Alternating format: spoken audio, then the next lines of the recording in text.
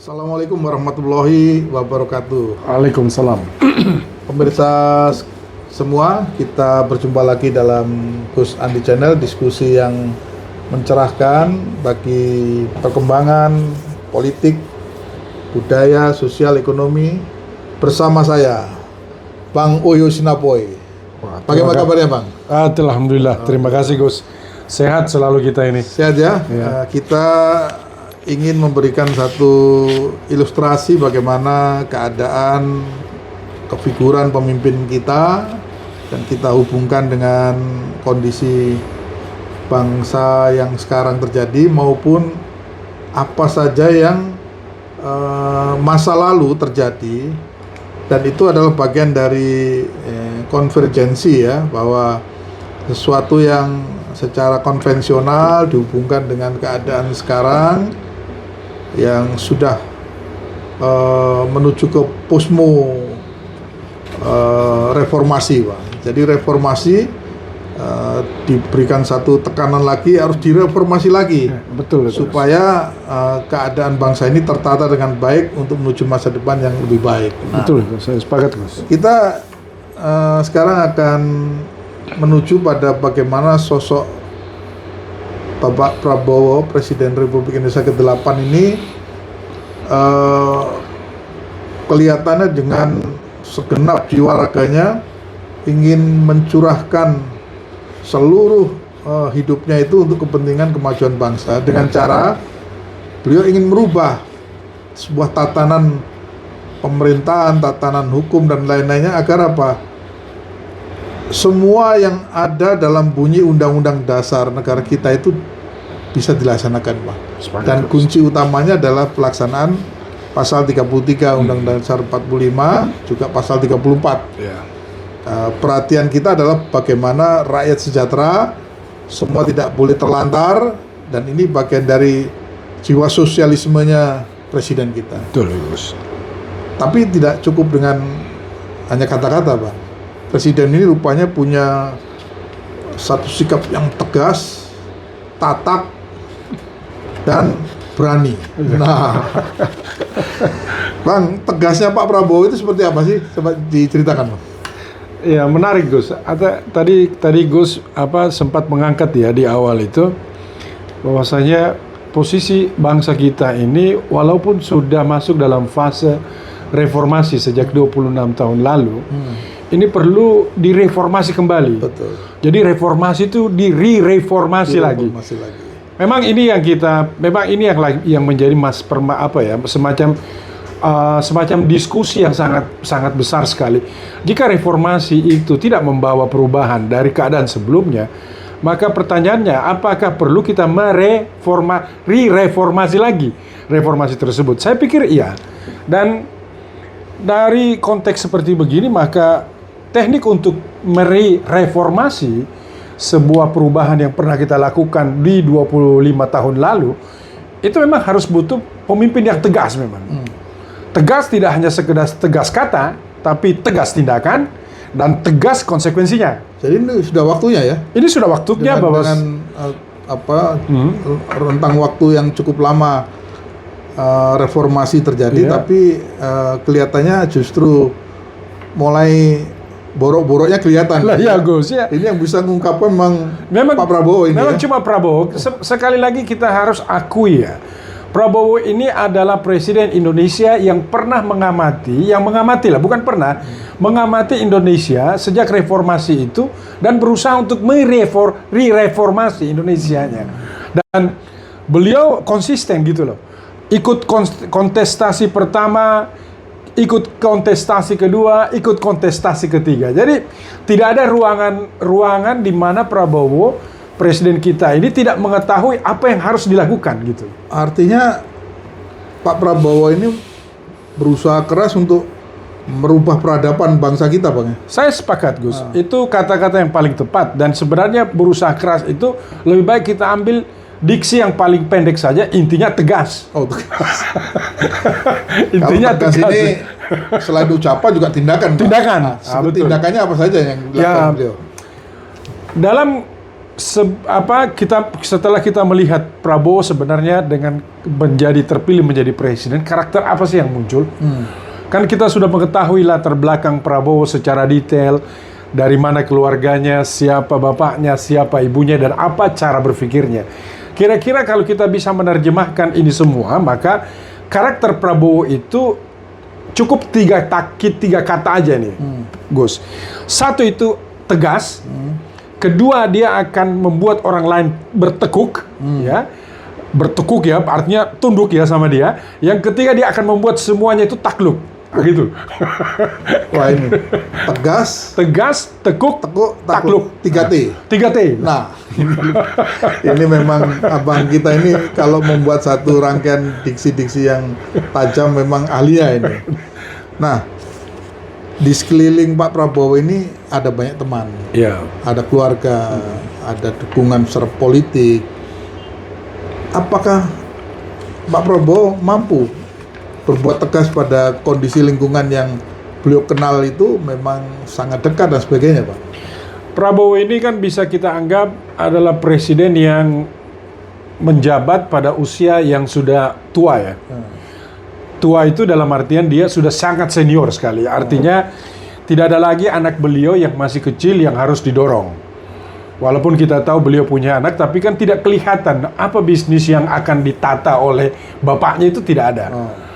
Yang terjadi sekarang adalah apa yang sudah dilakukan oleh beliau Prabowo itu hari ini dengan mungkin adiknya ya, itu tidak ada kaitannya dengan kepresidenannya beliau. Karena apa yang dilakukan oleh Pak Hasyim misalkan, itu adalah pekerjaan yang sangat kita bisa katakan adalah business as usual oleh keluarga Prabowo sebelumnya. Jadi artinya tidak bisa kita katakan serta-merta karena Prabowo jadi presiden, Hasyim mendapatkan seluruh fasilitas itu. Sebab kalau itu terjadi, maka kita akan melihat betapa hebatnya Hasyim ini di dalam mengatur permainan ini. Dan ternyata Gus, hampir bisa kita katakan tidak semua perkataan orang, oh Hasyim yang menguasai A, Hasyim yang menguasai itu, tidak. Ada banyak cerita di yang saya dengar di antara kawan-kawan ya, bahwasanya Prabowo berani tegas terhadap Hasyim sendiri. Gitu terkait dengan mungkin ya Hasyim menginginkan sesuatu yang lebih besar atau misalkan ya, tapi ditolak oleh Prabowo karena apa yang sudah ada hari ini pada diri Hasyim itu sudah jauh lebih besar. Dan itu pun karena aktivitas bisnis yang dilakukan sebelum beliau jadi presiden. Dan kita banyak dengar cerita tentang bagaimana Prabowo dulu mengerjakan tambang, kertas, lakiani kertas, macam-macam lah, Gus. Itu kira-kira. Nah, kalau dalam satu kehidupan kita ini kan tampaknya Pak Prabowo memahami betul tantangan yang dihadapi ya. Baik itu tantangan oligarki, tantangan infrastruktur, kekuatan-kekuatan yang ada di dalamnya. Kalau menuju ke diksi kedua, kata-kata tekuk itu, bagaimana cara menekuknya beliau-beliau ini, mereka ini? Gimana? Jadi gini Gus, ini menarik ini sebenarnya. Kata-kata tekuk ini kan berarti membuat orang lain, ini peringatan, jangan coba-coba loh sama saya loh ya. Artinya saya memiliki kekuasaan sekarang yang saya bisa exercise kapan saja dengan kekuasaan tersebut. Maka kita bisa melihat bagaimana oligarki yang ada itu betul-betul memahami pesan ini. Dan kita harus akui, kita harus menghormati para oligarki itu dalam satu konteks ya, bukan dari semuanya. Bahwasanya mereka dengan kekuatan uangnya lah, kekuasaan masa lalu, itu betul-betul menghormati Prabowo dengan kekuasaannya hari ini. Dengan tidak melakukan hal-hal yang sangat berlebihan, dengan tidak terlampau kelihatan, dengan tidak terlampau banyak hal yang mengakibatkan publik itu menjadi marah terhadap perilaku mereka. Nah, dan inilah yang kelihatan Gus ya. Hari ini kan bukan oligarki yang bertempur Gus. Malah justru orang-orang yang baru saja lepas dari kekuasaan lama, ini kekuasaan lama ya, merasa seolah-olah dekat dengan presiden. Di antara mereka inilah yang berkelahi. Saya nggak ngerti apa yang terjadi gitu loh Gus. Seolah-olah jika sudah dekat dengan Prabowo, ya itulah mereka. Padahal bukan. Prabowo tidak pernah tidak pernah memiliki karakter bahwasanya dia bisa diatur oleh orang lain. Artinya ini Pak Prabowo sudah mencanangkan sebuah era transformasi ini ya. Yes, betul Gus. Baik dari sisi waktu, dari waktu periode lama ke depan, ini kan harus ditransformasi. Kemudian dari sisi kekuatan-kekuatan dan sebagainya, untuk bisa menuju Indonesia yang makin kokoh. Saya pikir begitu Gus. Jadi Prabowo ini gini loh, beliau menawarkan dari awal bentuk yang sangat fair ya. Saya jadi presiden sekarang, apa yang dilakukan sebelumnya jika itu salah, kalau itu kalian mengambil uang, kembalikan, saya maafkan. Artinya itu ada ruangan 1 tahun pertama Kak. Mungkin tahun kedua, kalau kalian juga gak mau, saya akan tunjukkan nih kekuasaan, saya berani sikat si A, si B, si C, terserah lah. Artinya ini pesan yang tidak main-main bagi seorang Prabowo. Nah, ini yang kita harus syukuri bahwasanya Prabowo ini betul-betul tidak hanya sekedar omon-omon, Gus. Ini ada tindakan. Bahwasanya omon-omon itu tidak sesuai dengan harapan beberapa orang. Ya itu kan urusan orang lain ya, bukan urusannya Prabowo dan yang lainnya, gitu Gus. Saya ini sangat menyukai gaya komunikasinya Pak Prabowo, Pak. Menggelegar-gelegar apa adanya, dan saya kira pesan saya pada Pak Prabowo, jangan dikurangi Pak. Ya betul Gus. Artinya apa? Dalam konteks Bapak berbicara di publik, selain formal mendapatkan satu konsep dari tim, tapi hal yang original dari Bapak sendiri itu tidak ada masalah dalam dunia komunikasi sekarang. Jadi Bapak luapkan saja apa yang menjadi target dan keinginan Bapak ke depan. Karena dalam satu bidang komunikasi, justru apa yang menjadi diksi-diksi Bapak yang keras itu adalah gambaran situasi kondisi bangsa sekarang yang harus dilakukan dengan ketegasan, dengan tindakan, dengan upaya untuk mentransformasi. Ya betul Gus. Nah, seperti dalam